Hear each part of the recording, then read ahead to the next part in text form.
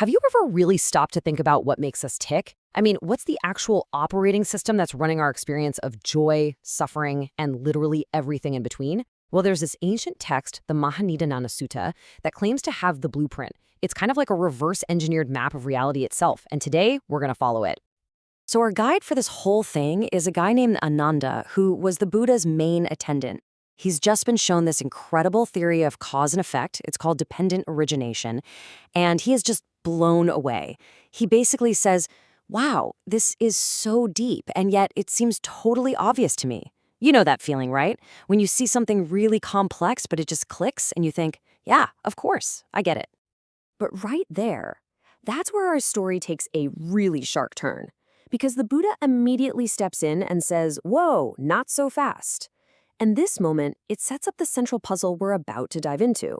What looks simple on the surface is actually hiding in almost unbelievable depth.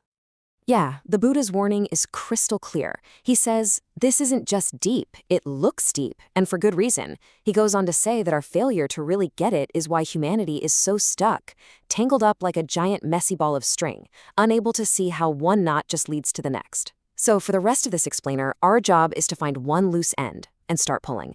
Let's see if we can untangle this thing together. All right, so here's the plan. We're going to approach this like detectives. We're going to start with the most obvious outcome, the thing we all experience, aging and death, and we're going to work our way backward, link by painful link, to find out what started this whole chain reaction in the first place. So, first question for our investigation. What is the one thing that is absolutely required for aging and death to even be a thing? What's the non-negotiable prerequisite? And boom, the first clue drops. It's powerful, it's undeniable, and it's called jati, which means birth. And the logic is just airtight. If nothing is ever born, then nothing can ever get old and die, right? It's the very first link in our chain. Seems simple enough? Just like on into thought. Okay, so we take that answer, and we immediately flip it into our next question. If birth is the condition for death, then what's the condition for birth? Where does that come from? Now we're getting a little more abstract. The next link is called bhavo. This is way more than just existing. A better way to think about it is becoming. It's that constant forward-driving momentum of existence itself. It's like the universe's need to just keep going, to become the next thing in the next moment. And this relentless drive is what leads to birth. And you know the drill by now. If this constant momentum of becoming leads to birth, what's fueling that momentum? What keeps the whole process of existence chugging along, moment after moment? And here is where the chain gets deeply, deeply psychological. The condition is upadhanam. You'll see it translated as clinging or grasping, but honestly, the best way to think of it is as fuel. It's our deep attachment to things, the way we grasp onto a good feeling, our own opinions, or even the story of who we are. That act of holding on so tight, that's the fuel for bhavo, for becoming. Okay, so we're getting really close to the core drivers now. We cling. But why? What's the powerful underlying force that makes us grasp onto things so desperately? The condition for all that clinging is tanha. The literal translation is thirst, and that is just the perfect word for it. It's that raw, visceral, unquenchable thirst for something pleasant. The thirst for a beautiful sight, a delicious taste, a kind word. See, clinging is the action we take, but this thirst, this tanha, that's the raw energy that drives us to do it. But does this intense thirst just pop up out of nowhere? Is it totally random? The text says absolutely not. Like everything else we've seen, it has a direct cause. So, what triggers it? And this part is just brilliant because it shows the mechanics of our own minds. Craving is conditioned by Vedana, which just means feeling, sensation.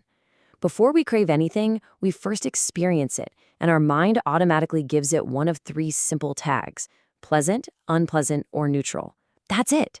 We crave the pleasant stuff, and we crave to get away from the unpleasant stuff. Craving is just a basic reaction to feeling. All right, we are getting incredibly close to the fundamental spark of all experience. I mean, just think about it for a second. Before you can even label something as good or bad, what has to happen first? The answer is faso, contact. For any feeling to even be possible, one of your senses, your eyes, ears, your skin, even your mind, has to make contact with an object. Your finger touching your phone, your ear hearing a noise. That single point of contact is the spark that ignites this whole process. No contact, no feeling. No feeling, no craving. You can start to see how breaking just one of these links changes everything that comes after. Okay, now our investigation takes a stunning turn, because when we trace back from contact, we don't just find the next link in the chain, oh no. We find the very engine room of reality. We find the power source for this entire cycle. So what's wild is that the chain isn't a straight line anymore. It suddenly becomes a circle. We find two things that are completely dependent on each other. On one hand, you have namarupam, which is basically the mind and body organism, all our mental and physical hardware. You need that for contact to happen. But that mind and body is conditioned by vijnanam, or consciousness. And here's the absolute mind-bender. Consciousness needs the mind and body to even exist. And there it is, the core feedback loop. You can't have a mind and body without consciousness, and you can't have consciousness without a mind and body for it to arise in. It's a self-powering, self-perpetuating process. And according to this text, this mutual dependence is the fundamental generator for every single moment of our experience. So, that's the internal operating system. But this is not just some abstract philosophy. The text then draws a brutally direct line from this inner world of ours to the outer world of conflict and violence. It shows how this stuff builds into the world we all actually live in. Just look at this cascade. It all starts with that internal feeling of tanha, that craving. That thirst leads to pariyasana, searching for what you want. That searching leads to labo, actually gaining it. Then gaining it leads to parigoho, possessiveness over it.